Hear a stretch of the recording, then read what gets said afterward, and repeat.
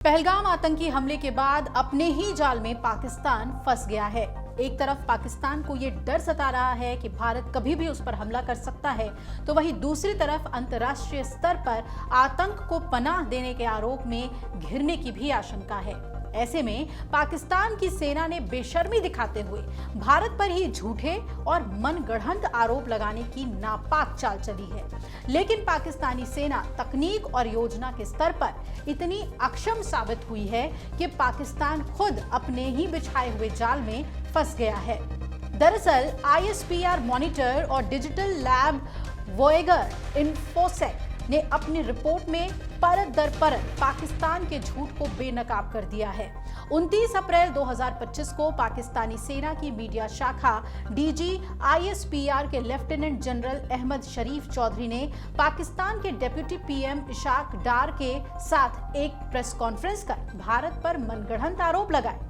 पाकिस्तान ने अपनी नाकामी को छिपाते हुए बीते दिनों बलूचिस्तान में जाफर एक्सप्रेस पर हुए हमले के पीछे भारत का हाथ होने का झूठा आरोप लगाया। इतना ही नहीं, उन लोगों ने बेशर्मी की हद पार करते हुए दावा किया कि भारत ने पहलगाम हमले के बाद अपने प्रॉक्सी की मदद से पाकिस्तान में कई जगह हमले करने को कहा है। इस दौरान पाकिस्तान ने काट छांट कर बनाए गए स्क्रीनशॉट आदि जैसे फर्जी कथित सबूत भी पेश किए। हालांकि जांच में पाकिस्तानी सेना की पूरी जालसाजी और मनगढ़ंत कहानियों का खुलासा हो गया है। उन्होंने स्क्रीनशॉट के साथ छेड़छाड़ करके ये पूरी कहानी रची, जिससे पाकिस्तानी सेना की तकनीकी अक्षमता और भ्रामक प्रचार का पता चलता है।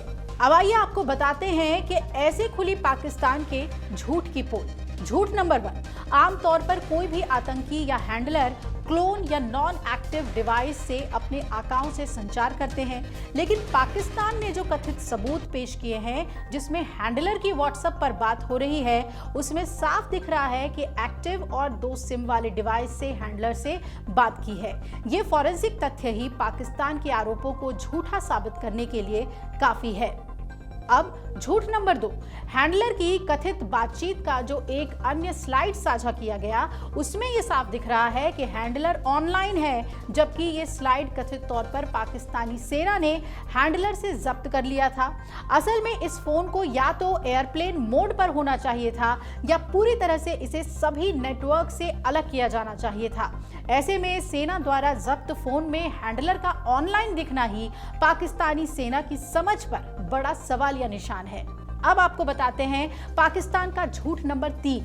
DG ISPR ने 1 साल से भी पहले की व्हाट्सएप कॉल की रिकॉर्डिंग दिखाई, जो तब तक संभव नहीं है जब तक या तो आतंकवादी ने खुद कॉल रिकॉर्डिंग मैलवेयर इंस्टॉल ना किया हो, और ये संभव नहीं लगता।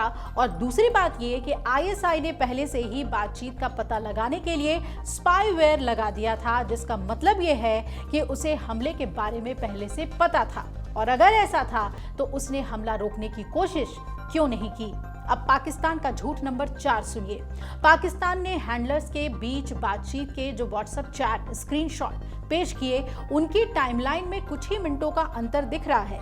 ऐसे में अब सवाल ये उठता है कि क्या हैंडलर अपने बातचीत के स्क्रीनशॉट समय के साथ ले रहा था ताकि पाकिस्तान की सेना उसका इस्तेमाल भारत के खिलाफ कर सके। यकीनन पाकिस्तान के ये दावे बचकाने और बेवकूफियों से भरे हुए हैं। पाकिस्तान के झूठ नंबर 5 को भी जान लीजिए। पाकिस्तान ने दावा किया है कि भारत के कथित हैंडलर के घर से एक भारतीय ड्रोन रिकवर किया गया, लेकिन पाकिस्तान की सेना इस पर ध्यान नहीं दे पाई। जो तस्वीर वो साझा कर रहे हैं वो चीन में बने ड्रोन की है। विश्लेषण में इसका खुलासा हुआ है। ऐसे में पाकिस्तान की समझ पर हंसा ही जा सकता है। अगर आप ये वीडियो YouTube पर देख रहे हैं तो हमारे चैनल को सब्सक्राइब कर बेल आइकन दबाएं, और Facebook पर देख रहे हैं तो हमारे पेज को लाइक करें। 8 मिलियन प्लस सब्सक्राइबर, आपके इस भरोसे के लिए बहुत धन्यवाद।